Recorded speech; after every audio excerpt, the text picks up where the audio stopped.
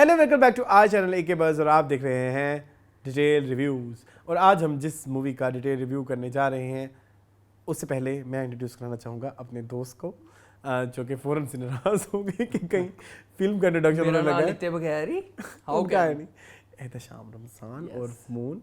अस्सलाम वालेकुम जी वालेकुम अस्सलाम। किस चीज़ को रिव्यू करने जा रहे हैं आज? एक बॉलीवुड की मूवी को, है ना जी, एक एंटिसिपेटेड बॉलीवुड की मूवी। हाँ नॉर्मली हम नहीं करते हैं हाँ, बॉलीवुड की मूवीज लेकिन जो एंटिसिपेटेड चीजें होती हैं वो हम कर मर लेते थे। बारबी भी तो किया ना। हाँ बारबी भी, चाहे बॉलीवुड हो चाहे हॉलीवुड हो चाहे टॉलीवुड हो, कुछ भी हो वो हम कर जो लेते हैं। जिसकी हाइप हो चलन में हो। हाँ, और जिसमें थोड़ा सा वो पॉइंट भी कोई हो ना डिस्कस करने भाई वाला, हाँ, कि ये हम कर सकते हैं। हाँ, जैसे हमने कला की थी एक ज़माने में, तो इस तरह हम आज हम करने लगे हैं रॉकी और रानी की। रॉकी एंड है कि रॉकी और है रॉकी और रानी की प्रेम कहानी। हाँ तो वो करेंगे हम इंशाल्लाह। ये जी फिल्म जो है इसको डायरेक्ट कर रहे हैं करण जौहर। और करण जौहर जैसे कि हम लोग जानते हैं कि वो बॉलीवुड इंडस्ट्री का एक बहुत अहम जुज़ है। बिल्कुल ऐसी है। उन्होंने अच्छा वैसे फिल्में उन्होंने कोई इतनी डायरेक्ट नहीं की। हाँ, पर्सनली डायरेक्टेड कम ही है, बहुत ही कम है, लेकिन वो एक बन गया ना, उनकी हर फिल्म तकरीबन कामयाबी होती है। ठीक है, और वो करण जौहर शुरू की उन्होंने कुछ होता है, फिर आई K3 जी, कभी खुशी कभी गम। उसके बाद हमें देखने को मिली कभी अलविदा ना कहना। जी, कभी अलविदा ना कहना। पहले इनका ही होता था, अपनी हर फिल्म का नाम केस रखते थे। फिर इनकी I my name is Khan, फिर उसके बाद इनकी I student of the year, और फिर स्टूडेंट ऑफ द ईयर के बाद इनकी ए दिल है मुश्किल। ये 6 फिल्में थी, तो 7वीं फिल्म है ये इनकी, और तकरीबन 7 साल बाद आ रही है। 2016 में इनकी मूवी आई थी ए दिल है मुश्किल, और आज 2023 में इनकी मूवी। कलंक नहीं थी इनकी? क्या हो गया? कलंक प्रोड्यूस थी, डायरेक्ट नहीं थी। जी जी जी। तो ये 7 फिल्में हो गई हैं। और इसी के चलते उन्हें इस इंडस्ट्री में 25 साल भी हो गए हैं। वेरी गुड 98 में आई थी, कुछ होता है, और इसी के चलते उनको 25 साल भी हो गए। तो कैसे गुजर गए 25 साल, पता भी नहीं चला। हाँ, हमारे तो वही रानी मुखर्जी है, वही काजल है, हमारे तो आंखों के आगे गुजरे। हाँ, वही करण जौहर है।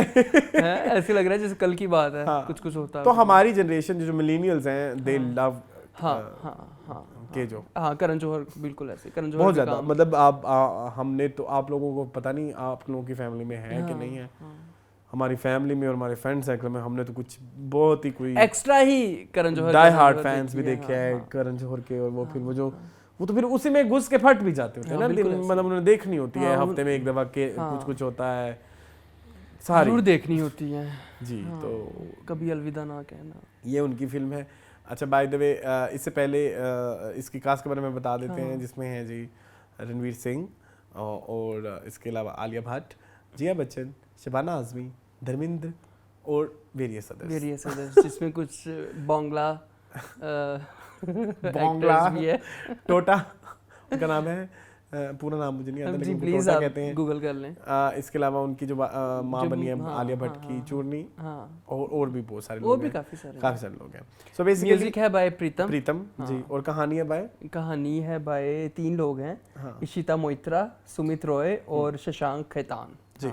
सो ये हो गई फिल्म की सारी क्रेडेंशियल। थोड़ी सी स्टोरी बता देते हैं। बेसिकली काफ़ी हद तक ये 2 स्टेट से इंस्पायर्ड है, जिसमें 2 स्टेट में दिखाया जाता है कि south Indian versus north Indian. और इसमें हमें देखने को मिलेगा east Indian versus north Indian. हाँ, ईस्ट इंडियन ही होता है ना। हाँ, ठीक है।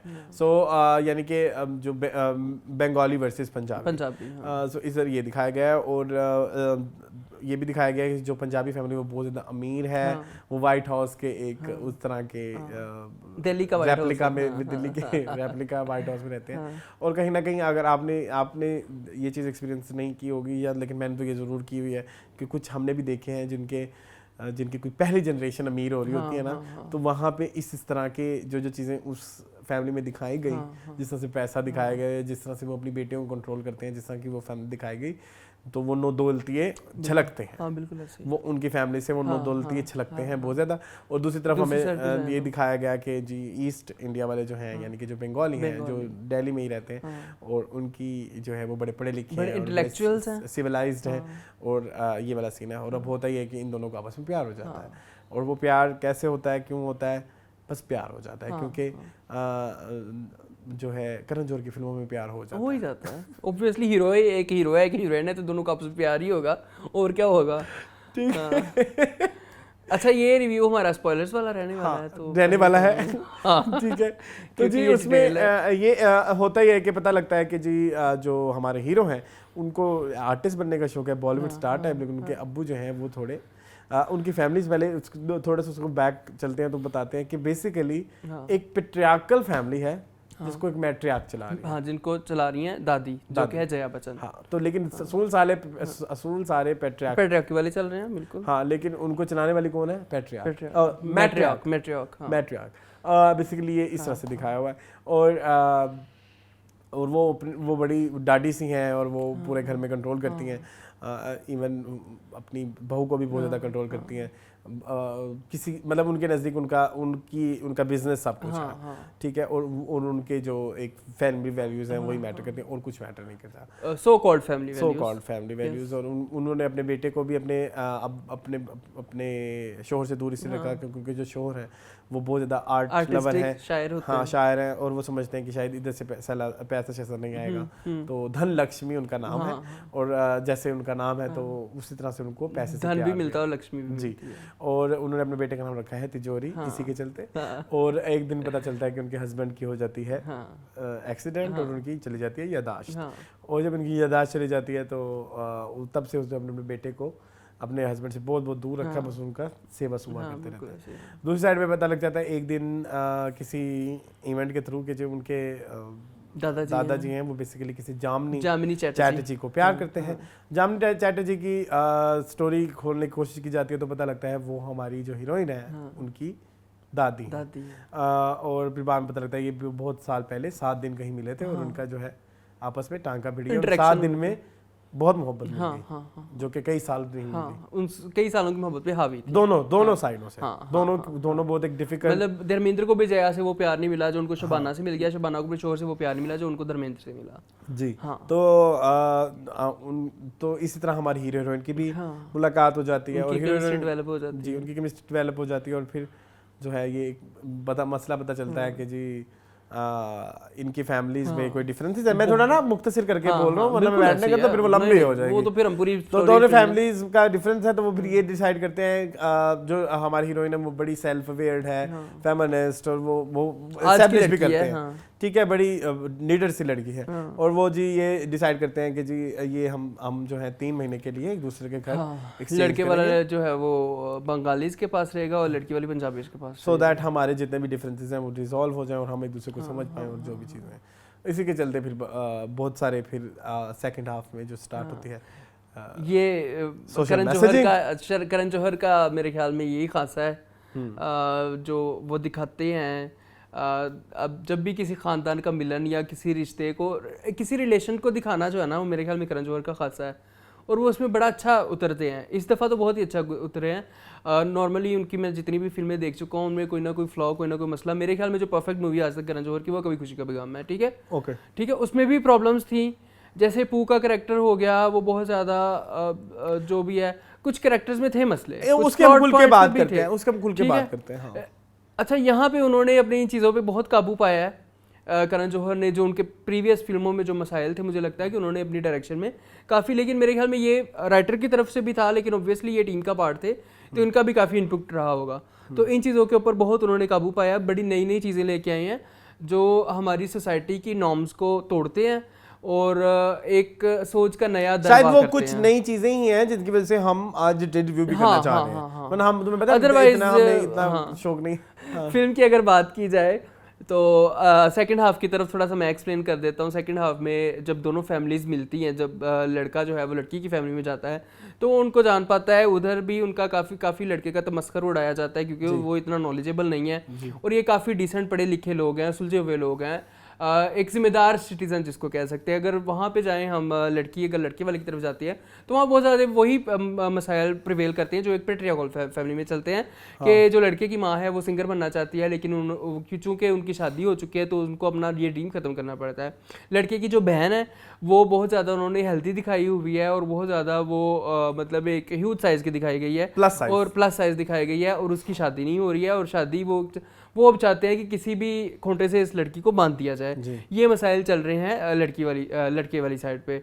अब कैसे उन मसाइल को वो करेंगे, और जो लड़की का बाप है वो एक क्लासिकल कथक डांसर है, ठीक है। तो उस चीज़ों को लेके चलना, और लड़की की माँ जो है वो एक प्रोफेसर है इंग्लिश की, और उसकी अंग्रेजी नहीं समझ आती वो थोड़ी बहुत एडवांस्ड इंग्लिश है, मतलब जैसे वो शॉपिंग करते हैं, going for a shopping expedition. अब ये एक बड़ा सोफिस्टिकेटेड लाइन है, तो लेकिन वो आम सी बात को भी बहुत ज्यादा डिफिकल्ट अंग्रेजी में बोलते हैं। हाँ, तो वो सारा कुछ। तो बेसिकली कहानी यही है, कहानी यही है। एंड पे आपको पता है लड़के लड़की ने मिल ही जाना होता है, तो एंड में ये मिल ही जाते हैं। बीच में क्या मुश्किलात आती हैं, बेसिकली स्टोरी हमारी यही है, और यही सारे सोशल मैसेजेस है। बहुत आम सी कहानी है, कहानी में कुछ नहीं है, लेकिन जो वन लाइनर है ना, मुझे फिल्म के वन लाइनर इतना कोई यूनिक नहीं है। It's not my favourite. It's very old concept, लेकिन it's presented in a very new in Karan Johar style, और Karan Johar style is very good. Karan Johar style ये है कि इट्स वेरी फिल्मी फिल्म। इसमें फिल्मी होने का एलिमेंट इंटू 10 है जी, कि हर मोमेंट के ऊपर आप हंसेंगे भी, हर क्यूट मोमेंट पे आप हंसेंगे भी, हर रोमांटिक मोमेंट पे आप वो फील भी करेंगे, हर रोने वाले मोमेंट पे आप उसके साथ कैरेक्टर के साथ रोएंगे भी। आप जब हर जो इमोशन है उसके साथ कनेक्ट करते हैं, तो मेरे ख्याल में यही करण जौहर का खासा है। तो ये बेसिकली एक हमने नैरेटिव सेट कर दिया इस फिल्म का, ठीक है। अब हम बेसिकली अपने उसी उसके ऊपर आए, जो हमारा फॉर्मेट होता है। फॉर्मेट में सबसे पहले हम एक्टिंग की बात करें। ओके, हाँ ठीक है। तो आप पहले बताएं। अच्छा, मुझे एक्टिंग किसी की भी पसंद नहीं आई।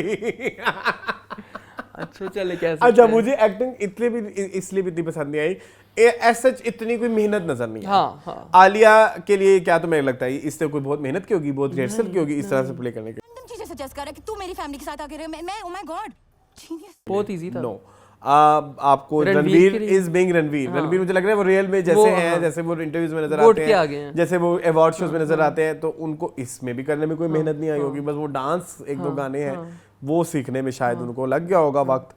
कोई ऑब्जेक्शन नहीं है जी, ताड़ लो जितना ताड़ना, देखने की चीज है, बड़ी मेहनत से बनाई। उसमें भी मुझे कोई ऐसा कोई वो नजर नहीं आई। तो एक तो ये दोनों तो मेन हो गए। उसके बाद आप अगर साइड पे आ जाए, तो साइड में जया बच्चन के जो सीन्स थे उसमें मुझे, क्योंकि उनके ज्यादातर सीन बामुकाबला आलिया थे, तो उसमें ये हुआ कि आलिया मुझे थोड़ी तेज नजर आई ना। की औकात मैंने ना दिखाई तो मेरा नाम भी धनलक्ष्मी नहीं खेला हो। तो वो सीन ना कुछ वेल एडिटेड नहीं लगे या वेल शॉट नहीं लगे। तो जिया बच्चन का कैरेक्टर आलिया की वजह से डल हो गया। फिर उसके बाद जो दूसरे वो बंगाली मदर फादर थे, उसमें कोई इतना पोटेंशियल नहीं था दिखाने के लिए कि भाई उनका वो, सिवाय एक वो जो अंडरगारमेंट वाला सीन था, ठीक है, जिसमें उसकी माँ खुल के आती हैं, या वो जो कथक वाला सीन था जिसमें उसके बाप खुल के आते हैं, वो दो एक परफॉर्मेंस ओरिएंटेड सीन थे। अदरवाइज एज सच कोई इतने सीन्स नहीं थे रिक्वायर्ड कि आपको बहुत ज्यादा एक्टिंग रिक्वायर्ड है, या बहुत ज्यादा आपको ओवर द टॉप जाना है, या कुछ इस तरह से है कि जिसके लिए आप कहेंगे आप वाह कर उठे। ठीक है, ऐसा कुछ नहीं है। फिर आप आ जाते हैं सीनियर सिटीजन की तरफ आ जाते हैं, तो वी हैव धर्मेंद्र। पहले मैं धर्मेंद्र की बात कर लूँ। For me is no, why no I can't tell, क्योंकि अगर मैं बताने बैठ जाऊंगा तो वो बहुत फनी हो जाएगा, या वो डिसरिस्पेक्टफुल भी हो जाएगा, तो हम उनके बारे में ज्यादा बात ही नहीं करते हैं, ठीक है। रह जाती है सिर्फ शबाना आजमी।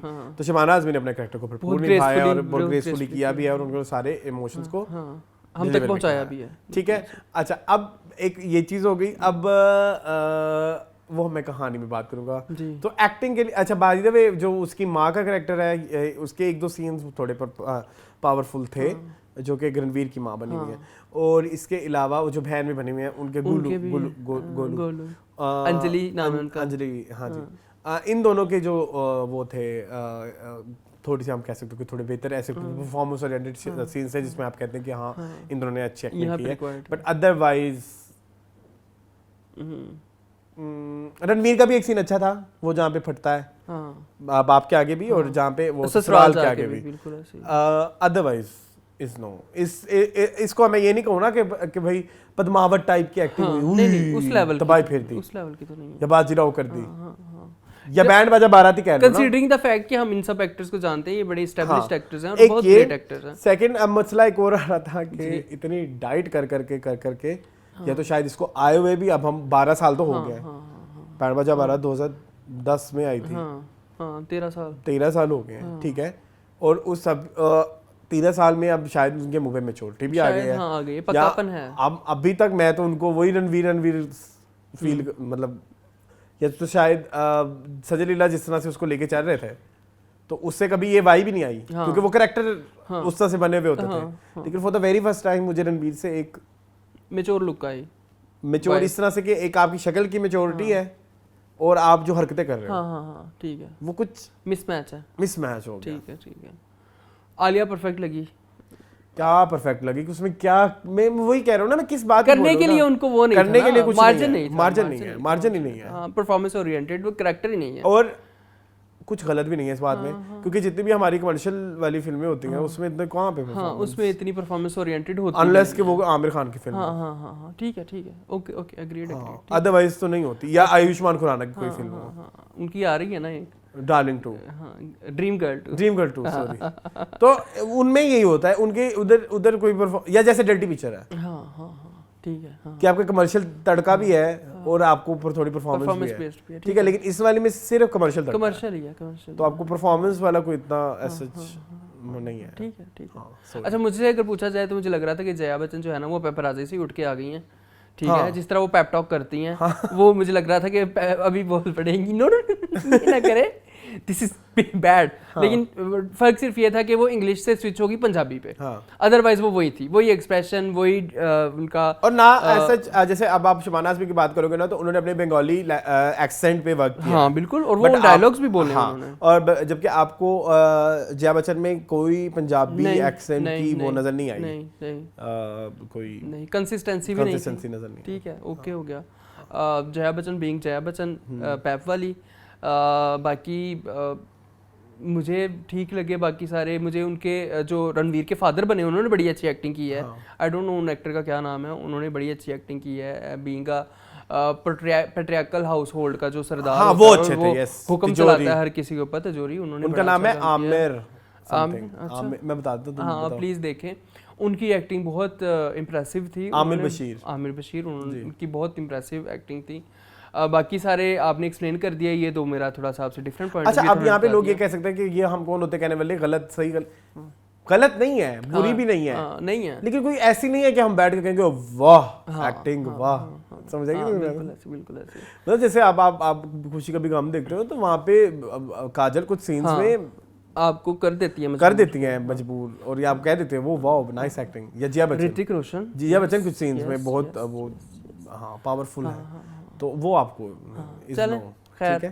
तो एक्टिंग मेरे लिहाज से इट्स अ वीक, 2 डिपार्टमेंट इस पूरी फिल्म के वीक है, जिसमें से एक एक्टिंग है। तो अगला भी आ जाए, स्टोरी और स्क्रीन प्ले पे आ जाए हम, स्टोरी, स्क्रीन प्ले और डायलॉग, है ना, यही होता है, स्क्रीन प्ले, डायलॉग्स ऐसे होंगे जो कुछ लोग याद रखेंगे, but I don't think so कोई ऐसा कुछ मेमोरेबल रहने वाला है, मतलब इवन आप ये देखो जो एक डायलॉग इनका बड़ा आजकल मशहूर चल रहा है कि लव है तो सब है, वो फिल्म में नहीं है, वो फिल्म में हमें तो नहीं मिला, और वो हमने नहीं, फिल्म में है ही नहीं, वो तो हमने करण जौहर का इंटरव्यू देखा तो पता लगा वो फिल्म में है ही नहीं, मतलब वो उनको फिल्म बहुत काटनी पड़ी क्योंकि बहुत ज्यादा बड़ी हो जानी थी, इसमें बहुत बड़ा ऑलरेडी 2.5 घंटे की, इसमें बहुत बड़ा मसला ये कि मैंने एक चीज रियलाइज कि करण ने अपनी फिल्म मेकिंग को इवॉल्व किया है, जो कि नजर भी आता है, बट एक चीज जो अभी तक करण ने अभी तक इवॉल्व नहीं की वो है वो जो एक मार नहीं है फर्स्ट हाफ और सेकंड हाफ वाली, आप इस फिल्म में आप करण की कोई भी फिल्म उठा लें, उसका फर्स्ट हाफ कुछ और होना है, सेकंड हाफ कुछ और होना है, कुछ होता पे आ जाए, first half is all about college, second half is all about Anjali का वो जो लड़की वाला उसके पोस्ट जो भी है, ठीक है,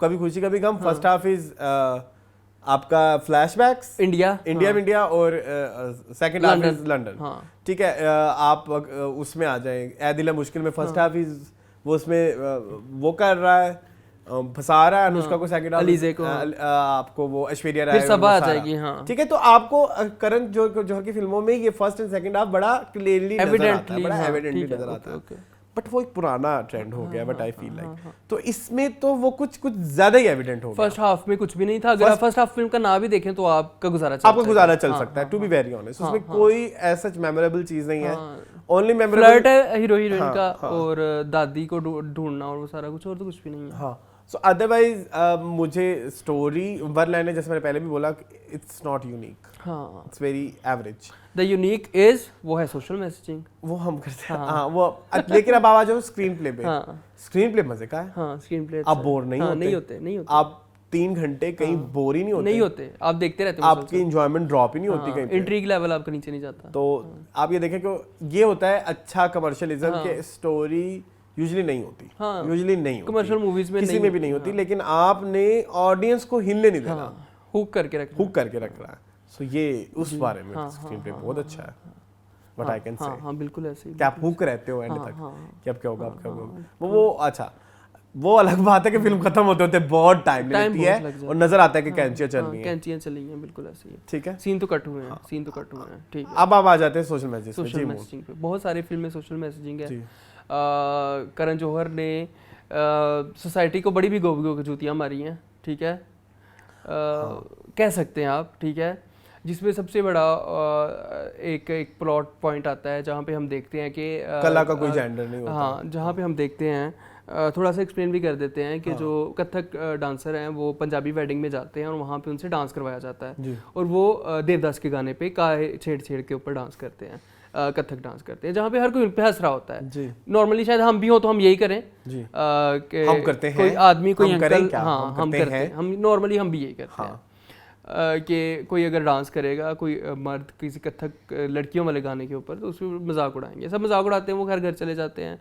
वहाँ पे जाके एक सोशल मैसेज हमें मिलता है कि जो आर्ट होता है उसका कोई जेंडर नहीं होता है, anyone can have any art, ठीक है। तो वो एक बड़ा प्यारा मैसेज था जिसको उन्होंने बड़े अच्छे तरीके से एक्सप्लेन किया, वो बहुत अच्छा था। उन्होंने अपनी इमोशनल स्टोरी भी बताई कि मेरे फादर शुरू से इसको सपोर्ट नहीं करते थे और वो भी हंसते थे, और मैं जिस क्लास में जहाँ पे पढ़ा, जहाँ मैंने सीखा, वहाँ पे भी सिर्फ मैं ही एक मेल स्टूडेंट था, बाकी सारी फीमेल स्टूडेंट। इनफैक्ट ये वाली जो स्टोरी है करण की रियल लाइफ से रिलेटेड है, उन्होंने अपने एक इंटरव्यू में एडमिट भी किया है जो उन्होंने फिल्म कंपेनियन को दिया है कि I was like dancer in my family और लाइक मुझे मेरी फैमिली कहीं पे भी डांस कराते थे और वो जो डफली वाले लगाने थे गाना तो मैं जिया प्रादा बनता था, कोई नहीं, लेकिन जब मैं कॉलेज लाइफ में गया तो देन आई हैव रियलाइज्ड कि दिस इज समथिंग के जो हमारी सोसाइटी में है तो मतलब हाँ मुझे वो सब फेस करना पड़ा जो कि आलिया के फादर को फेस करना पड़ा उस शादी में। हाँ बिल्कुल ऐसे। और उसको बड़ा अच्छा उसको बड़े अच्छे से कैटर भी बाद में किया कि रणवीर सिंह ने खुद सीखा, उनके कैरेक्टर ने, रॉकी ने खुद सीखा। वो जो हम डोला रे डोला आजकल देख रहे हैं टिकटॉक में, वो उसकी कंटिन्यूएशन था, वो उस प्लॉट का एंड था,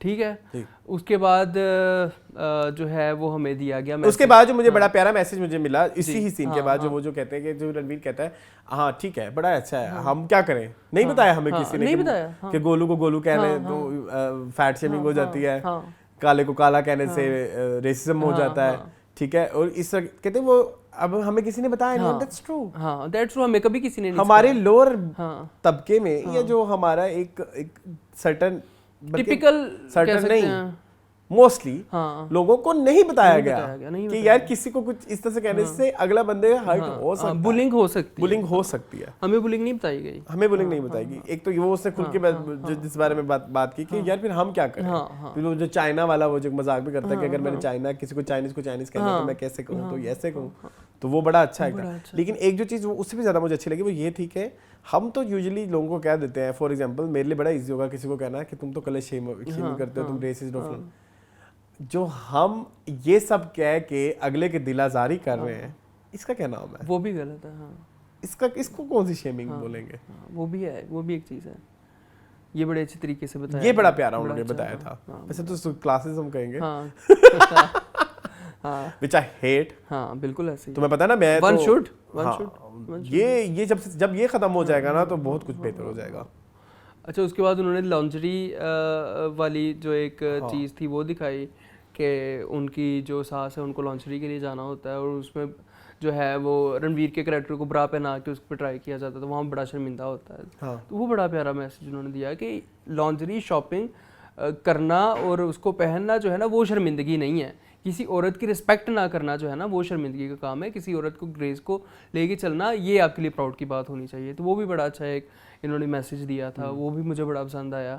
उसके अलावा छोटे छोटे जैसे उनकी बहन गोलू जो दिखाई है कि उसकी शादी होनी है और उसको किसी के साथ भी खोंटे से बांधना चाहते हैं और चाहते हैं कि वो अपनी लाइफ में कोई करियर ना ले, बस शादी करके अपना घर बसाए। वो एक अच्छी मैथमेटिशियन होती है और वो आगे जाके बताते हैं उसको स्टॉक एक्सचेंज में जो भी मिल गई किसी चीज की स्टॉक ट्रेडिंग की, वो फिल्म है ऑब्वियसली, फिल्म इज फिल्म, करणजोरिज्म, फिल्म इज फिल्म। लेकिन वो बड़ा प्यारा सीन था जब उनके लिए रिश्ता देखने आते तो उनको गाना सुनाती है, मुझको राणा जी माफ करना गलती हमारे से होगी, बड़ा प्यारा। उसके बाद जो सीन शुरू होता है वो बड़ा प्यारा होता है, वो 7 बजे, हाँ 7 बजे वो बड़ा ही वो प्यारा सीन था। वो बड़ा अच्छा सीन था जब वो बताती है कि अपना पैशन, वो कहती है मैंने मेरा नाम गोलू नहीं है, मेरा नाम ये है, मैं ये हूँ, मेरी ये पहचान है, नहीं करनी शादी, मैंने जिंदगी में कुछ करना है।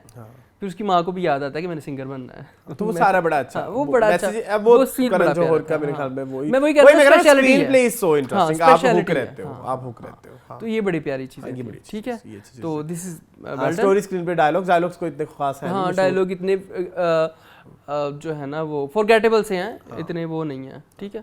चलें आगे चलें। ओके जी, नेक्स्ट वी हैव प्रोडक्शन पे आ जाओ। अच्छा, प्रोडक्शन में मैं बात करूंगा कि it's a homage to Yash Chopra and सजरीला Bhansali, और वो इस चीज को एडमिट भी करते हैं। उन्होंने एडमिट किया है कि जो गाना है ढिंडोरा बाजे रे, वो कह रहे वो सारा बंसाली इंस्पायर्ड था। उन्होंने कहा कि सारा है ही उसका, मेरा है ही नहीं। इश्क किया तो शर्म क्या जी, इश्क से बढ़ के कह रहे मैंने सारा वहीं से, और लगता भी वही है। जो नहीं मैंने कॉपी किया वो ये है कि मैं उस सीन में कहना क्या चाह रहा हूँ। हाँ वो एक डिफरेंट चीज थी। वो कहते हैं वो मेरा है, लेकिन वो क्योंकि वो दिखानी थी बंगाली कल्चर, तो उसमें उससे बेहतर मुझे कोई और लगा ही नहीं, तो मैंने उनको सारा एज इट इज कॉपी कर लिया। ये मैंने उनको अपनी तरफ से ट्रिब्यूट दिया है। ठीक है, तो इसमें कोई बुरी बात नहीं, कुछ भी गलत, कोई बुरी बात नहीं है अगर आप एडमिट कर रहे हो तो क्या है। और सेकेंडली उन्होंने कहा कि यश चोपड़ा का जो है वो जो उन्होंने किया है गाना तुम क्या मिले, तो वो यश चोपड़ा इंस्पायर्ड है, बिल्कुल टोटली वो सूरज वो आमदम वाइब भी आती है। अच्छा, केमिस्ट्री आप दोनों हीरो हीरोइन की क्या कहेंगे आप? सॉरी हमें ये वैसे एक्टिंग में बात करनी चाहिए थी। केमिस्ट्री नहीं केमिस्ट्री नहीं फील हुई हीरो हीरोइन वाली, नहीं, आई डोंट नो व्हाई। हालांकि ये दोनों फिल्म कर चुके हैं पहले, ये पहले कर चुके हैं वो वाली गली बॉय, उधर इनकी अच्छी केमिस्ट्री थी। यहाँ पे नहीं, यहाँ पे केमिस्ट्री मिसिंग थी हीरो हीरोइन वाली। वो जो काजल शाहरुख केमिस्ट्री है ना, वो नहीं थी। अच्छा, ये भी एक बेवकूफी है कि हम उसके साथ कंपेयर करें। करण जौहर ने इस बारे में भी कहा कि क्यों आप इसको कंपेयर कर रहे हो काजल शाहरुख को। काजल शाहरुख का तो कोई कंपैरिजन ही नहीं है किसी के साथ भी, वो तो ओवरऑल भी नहीं है बॉलीवुड में। तो वो आप करके बेवकूफी है, कहते हैं इनको स्पेस दी जाए ये वो, लेकिन मसला ये कि टेम्पलेट शाहरुख काजल वाली है ना। बिल्कुल ऐसे है। जब टेम्पलेट वही होगी ना, तो आप आगे से रिजल्ट कंपेयर करना चाहेंगे, एक्सेप्ट करोगे और आप सोचोगे, क्योंकि ये तो विजुअल आप देख चुके, बिल्कुल।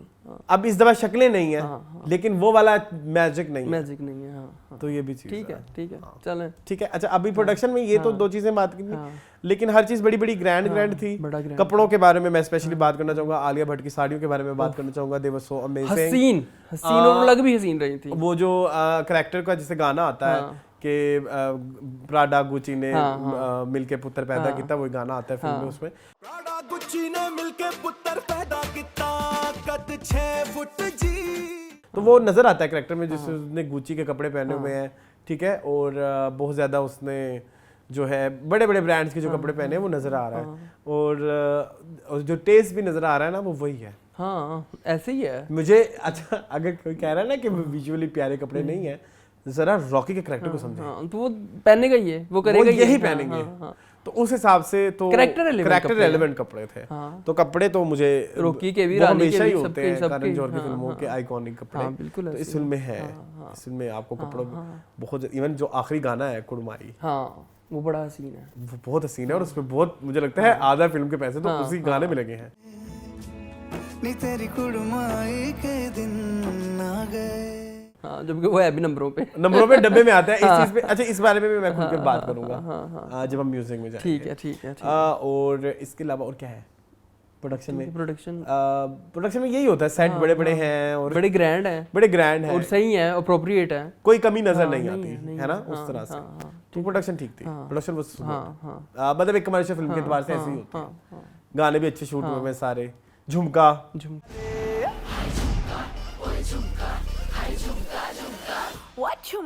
आप देखो ना आप अच्छा इसमें एक और चीज आप देखें जो गाने हैं सब की एक कोई ना कोई खासियत है।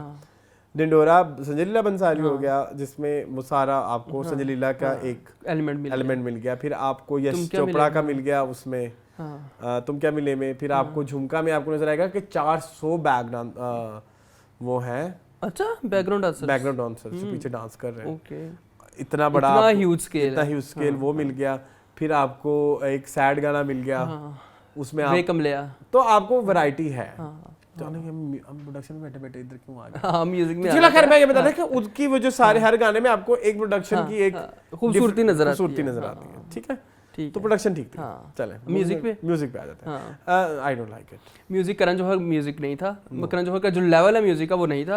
वैसे मुझे कहना नहीं चाहिए लाइक इट, मतलब इट्स गुड एवरेज ठीक है, लेकिन वो नहीं है वो जो है क्या ना तुम पास आए बोले चूड़ियां हाँ मेरा ना एक मसला ए दिल है मुश्किल इज सो मतलब ए दिल है मुश्किल का एल्बम मेरे ख्याल में सबसे मेरे दिल के बहुत करीब है, बहुत अच्छा है। चन्ना मेरिया एंड बुलिया की तो मैं कहता कोई वो ही नहीं मुकाबला नहीं है। वो जो शिल्पा राव ने गा दिया ना मतलब बहुत हंसी, और वो जो भी है उनके साथ सिंगर जिन दोनों ने मिलकर ये गाना गाया है।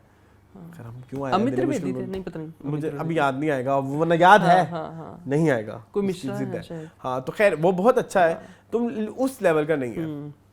ये झुमका एक अरसे बाद आप भूल जाएंगे। नहीं है, कुछ दिन पार्टियों पे बचेगा, खत्म हो जाएगा। बोले चूड़ियां आज भी शादियों पे लगता है, बोले चूड़ियां आज भी शादियों पे लगता है। तो नहीं है उस नहीं है नहीं कुड़माई भी कोई साजन जी घर आए अभी भी रेलेवेंट है। ठीक है बन्नों की सहेली, हाँ बन्नों की सहेली भी रेलेवेंट। शाबा सारे अच्छा। मैं एक बात कर रहा था मून पता नहीं क्यों I love Karan Johar with Jatin Lalit के साथ उनका पता नहीं क्यों वो जो दो निकल आए हैं ना फिल्म में बैक टू बैक कुछ होता है। जतिन ललित के आपस में जोड़ी भी टूट गई ना, एक तो ये मसला भी है। तो जतिन ललित का जो आपस का ये कॉम्बिनेशन था ना, ये जो मोहब्बतें DDLJ अपना कुछ होता है और कभी खुश कभी गम, ये चार उन्होंने मैं कहता हूँ कोई दिल लगा के कोई उन्होंने ट्यून्स बनाई हैं। वो जो ट्यून्स आपके दिमाग में रह गई हैं वो निकल नहीं निकलती। बहुत हसीन म्यूजिक। अभी रिसेंटली BBC का कोई एक चल रहा था ऑर्केस्ट्रा का, वहाँ पे कभी खुशी कभी गम बजाया गया। ओके तो डू यू थिंक कि ये बजेगा कमलिया या कुछ?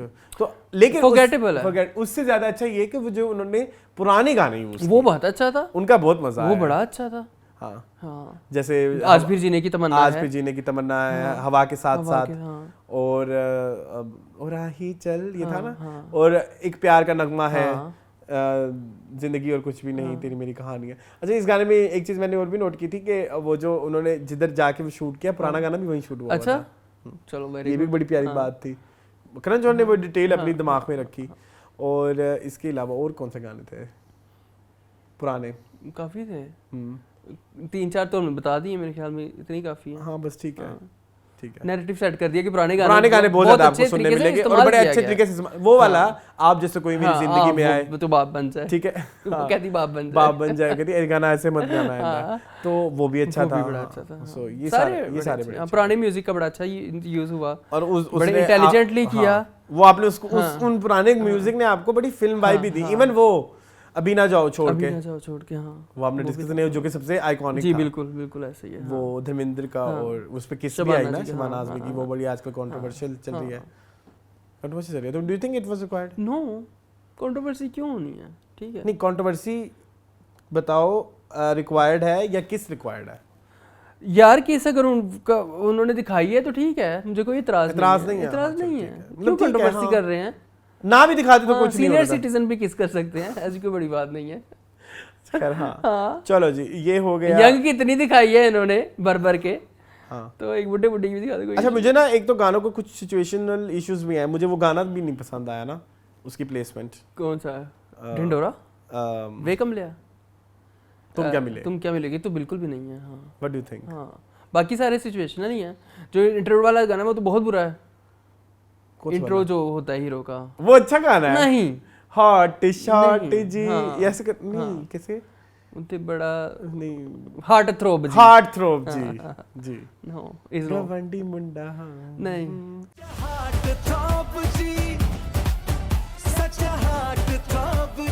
इतना प्यारा गाना है, उसमें जानवी तो बहुत बुरी लग रही है। अच्छा कौन लग रहा है? सारा अली खान। ठीक है चलें। और अनन्या भी है, अनन्या भी है हाँ। और वरुण धवन भी आते हैं शुरू में थोड़ी सी। ठीक है मान लिया। मैं क्या ज्यादा इन्फॉर्मेशन दे दूं सबको कि हमने वाकई देखी है भी हाँ देखी है।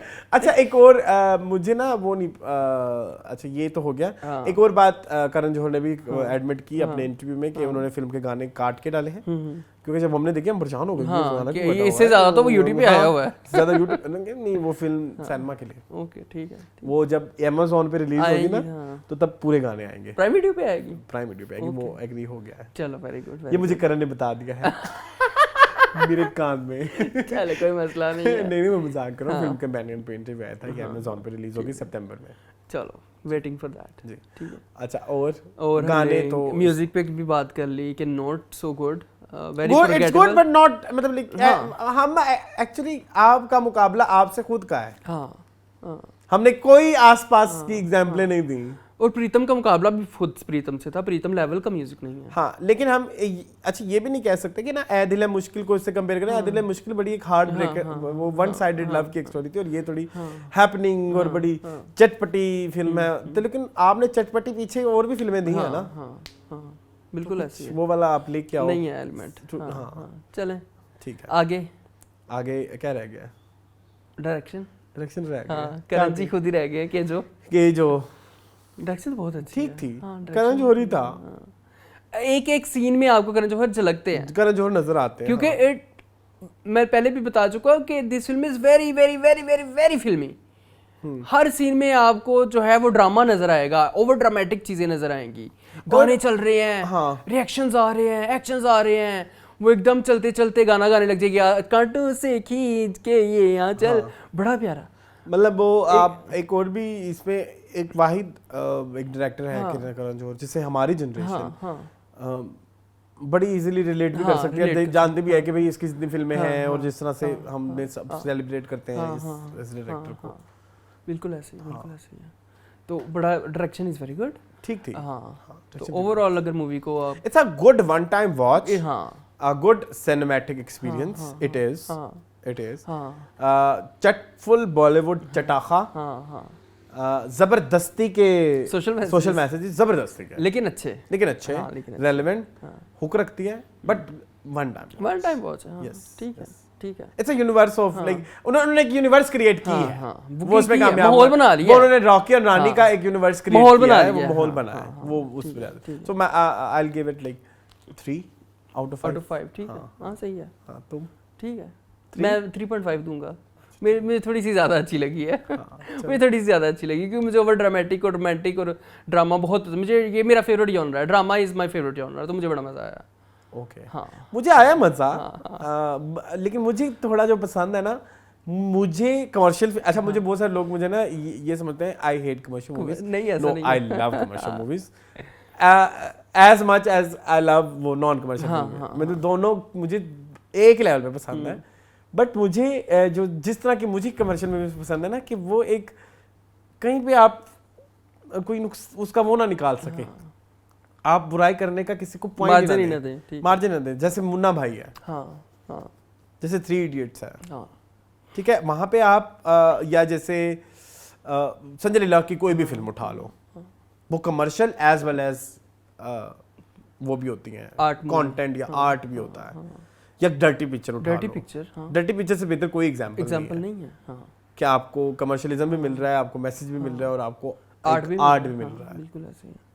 It's an amalgamation of everything. तो मुझे ना हमेशा से ऐसे ठीक है। इवन दंगल, ठीक है, हम वही आमिर खान आ जाएगा, बजरंगी भी है, कह सकते हो Bajrangi Bhaijaan. Yes it's an example, no doubt. हां दबंग 1, हां सिर्फ 1 वाली, ठीक है, और नहीं।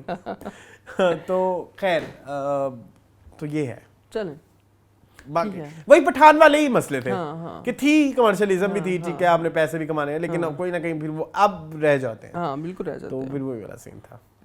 चलो चलो, आई होप आपको आज की हमारा रिव्यू पसंद आया हो। गाना फेवरेट कौन सा है आपका? फेवरेट गाना एक तो सोनू निगम का भी गाना है ना? हाँ, सोनू निगम और शिल्पा राव का है वो जी, रो लैंड दे। रो लैंड दे।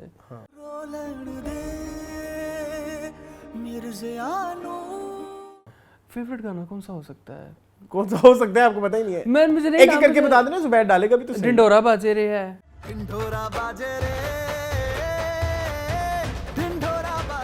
ठीक है, वे कमलिया है। ढिंडोरा बाजरे मुझे पसंद नहीं है। झुमका है, झुमका मेरे ख्याल में कह सकते हैं। अच्छा, मुझे ढिंडोरा बाजरे क्यों नहीं पसंद आया मुझसे पूछ तो लें। हाँ बताएं। बहुत सारे लोग समझ रहे हैं कि मुझसे जो मेरे दोस्त भी मुझे दोस्त समझते हैं ना, मेरी भी कोई राय वहाँ पे मैटर करती है। बहुत सारे लोग समझ रहे हैं मुझे शायद वो रणवीर के डांस की वजह से पसंद नहीं आ रहा, मुझे आलिया के डांस की वजह से पसंद नहीं आ रहा। ओवर एनर्जी है वो ना ऐसे लग रहा है स्टिंग की एड में नहीं दिखाते, स्टिंग पी के एक बंदा एकदम ओवर एनर्जेटिक होता है। आलिया ने की है। हाँ, तो बस मुझे वो ढिंडोरा में वही था। झुमका not my thing, not my. लेकिन क्या करूं, अगर मुझे इन सब में चूज करना हो तो मुझे तुम क्या मिले फिर भी पसंद है। तुम